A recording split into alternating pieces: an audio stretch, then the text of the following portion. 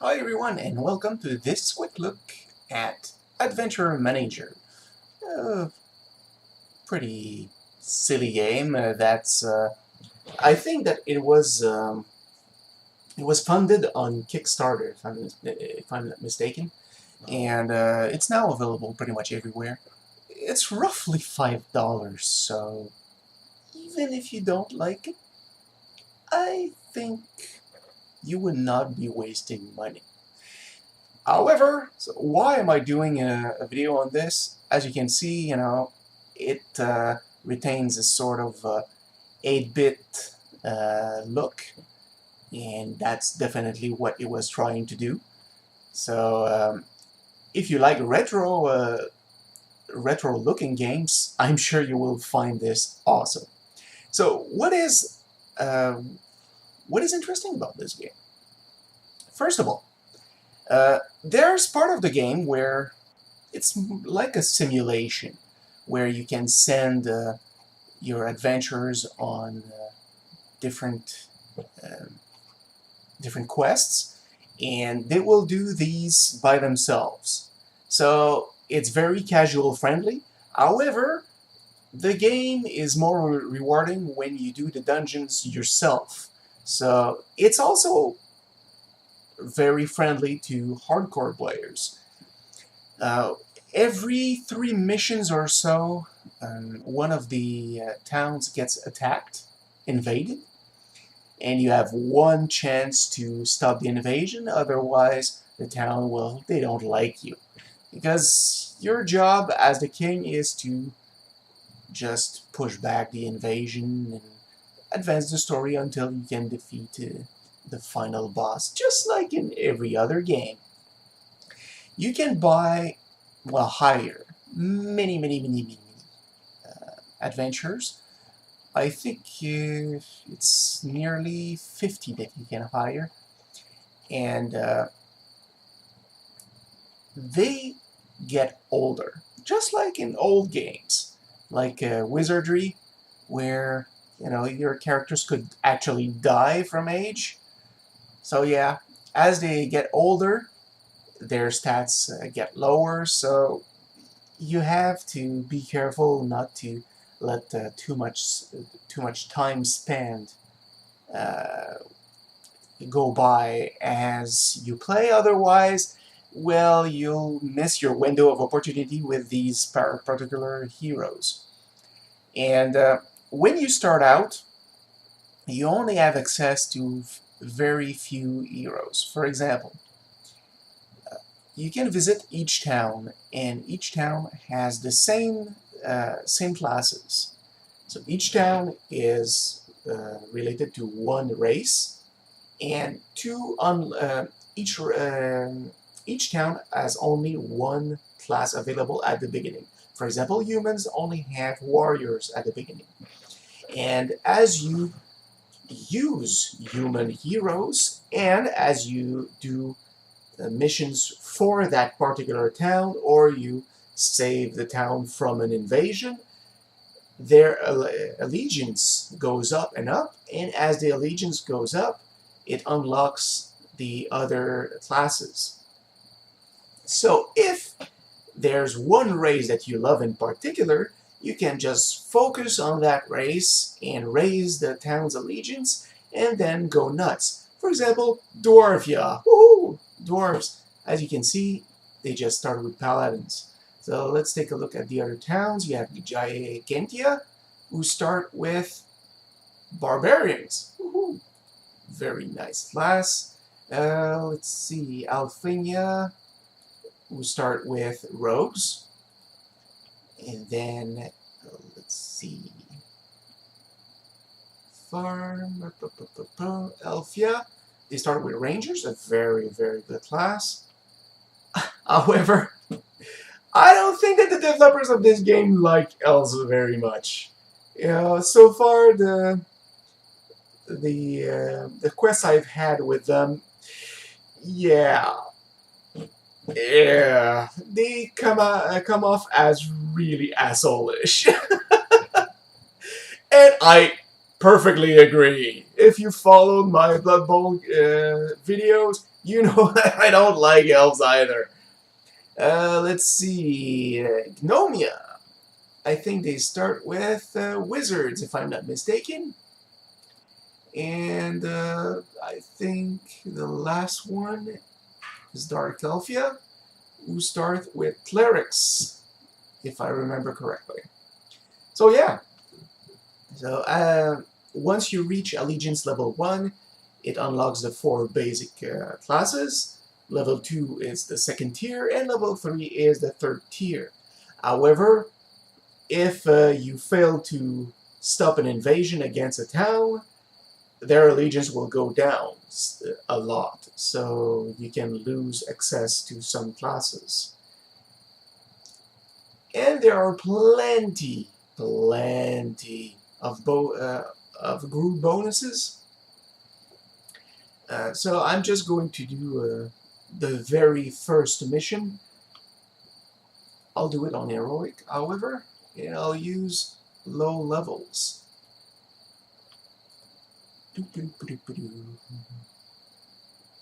Shamani. Yeah, there we go. Shamani and Morgana. So here, there are many bonuses that you can discover, and once you know what they are, you can just grab that type of group if you want to have access to these bonuses. For example, if you have 2 males and 2 females, you get the double date bonus, and I don't remember what it does, but you know, it raises different stats. Like classic, 1 warrior, 1 rogue, 1 cleric, 1 wizard. You get 5% more armor and 1% critical chance. Or girl power, all females. One of my favorite is, let me find it. Ah, there we go. That's racist, all humans. Because I hadn't checked the other towns when I started, so I hired 4 human warriors. So yeah, I got that. I love it. You have 3 Uggers, that's definitely 4 elves. You have all our Drits, that's probably 4 dark elves, etc., etc. Anyway, the game, the way it works, is very similar to Diablo. So you have different rooms to explore. Combat is turn-based. So of course I'm killing everything easily because these guys are higher level and they have pretty good equipment overall. You can change your appearance, you can just buy some skills, you can also go to the university and send them on training. There are some really nice trainings. For example, one of the basic ones gives +5 to every stat. It's great. Anyway, so you get loot, so you have common loot like this. You can encounter chests like this. So there we go. This is a rare one. You have the uncommon. Then you have the next tier of rarity. I think it's legendary, which is pink. Then you have brown items, which are uniques. We'll see one of those in this dungeon. And let's see, you also have set items, which I have yet to encounter. But there are mythical items. Morgana thinks this area is too damp. What do you do? Vomit. There's a lot of silly humor in the game. So I'll show you one example right after this fight. they go all out with the humor in this game. I really enjoy it. I love a game that doesn't take itself too seriously. Alright. So rare, common, rare, and common. Alright, so what I wanted to show you was just, you have the stats here, and you have the bio. The bio is randomly generated, and they're all silly. They make absolutely no sense, but they're funny. Shamani was born among hot dogs in a quiet bush. Humiliated from being an underwear inspector, Shamani decided to become an adventurer. Shamani is naughty, serious, and peevish, but is saucy. Shamani enjoys earrings and hillbillies, but does not like badgers. After adventuring, Shamani hopes to someday settle down and become a Twinkie expert. Man. You might not like that type of humor, but it just gets me. I love that. I will go... No, I will explore everything. So each dungeon is not randomized. Well, the combats are a little bit, but if the map says that there's a treasure there, there's a treasure there. Although there are always at least a couple of rooms that have, well, random events like this one. Guillemot thinks this area is too interesting. What do you do? Vomit! Again? See, HP restored, sometimes it can be free experience, sometimes it's a fight, sometimes it's a chest. And you have, in each dungeon, you have at least 2 side bosses, or mid bosses, and 1 boss. Each class has abilities. I haven't used them yet because my characters are just too high level to be really endangered. And after this short adventure, I'll show you what you can do with those items. Of course, because most of the items are really highly randomized, so you can get a blade that you would like your fighter to use, but the problem is that it gives stats that would benefit the wizard. Most of the time, the items you get won't really be useful, but you can always destroy those items and get materials so that you can build your own items. And when you create your own items, unless they're common, you can add different stuff to them, like bonuses, like gems, basically. And these really help you customize your equipment. Alright.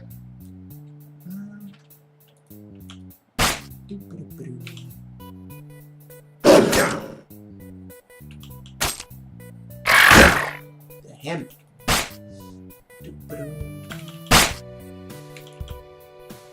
As I said again, this dungeon is too easy for my guys because there you go, 2 legendary items and one of the gems that you use to power up your items when you create them.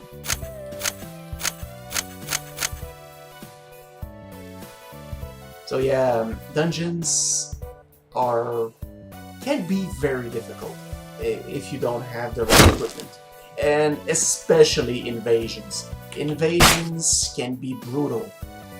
So far, I've done pretty well with invasions. I haven't lost one, but the last one, I had some trouble, and one of my heroes that died, so I had to resurrect her. But yeah, did not expect that, sadly. I thought that I had equipped them just enough, but it was just a bit too hard. Time to use their skills, I think. This is a healing skill, so not useful in this case. Lifesteal. She didn't need any life, so Ia also has a healing skill. That one has a nice damaging skill.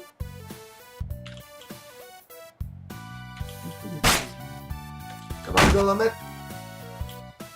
So Fang is one of the enemies that drops unique loot. And in this case, it's a unique dagger or a unique leather armor.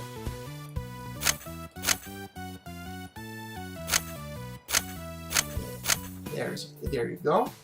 The brown items are uniques. So let's go back home and I'll show you the rest of the game.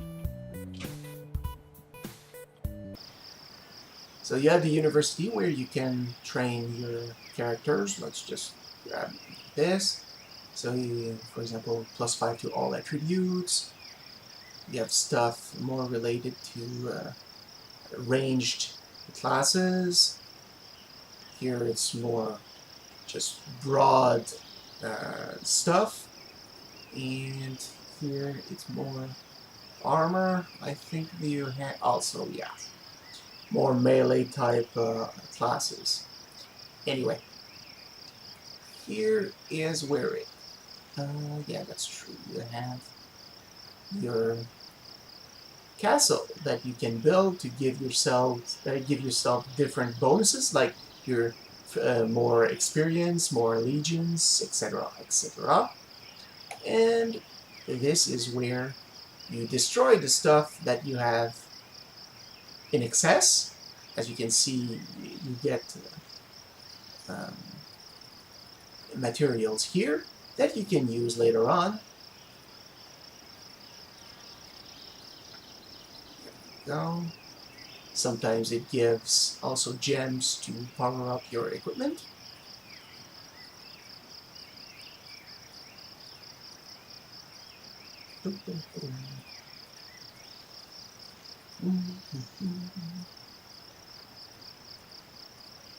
There we go. And then you can forge. As you forge more items, your forge level goes up, which first of all gives you better items, gives you more access to higher level recipes.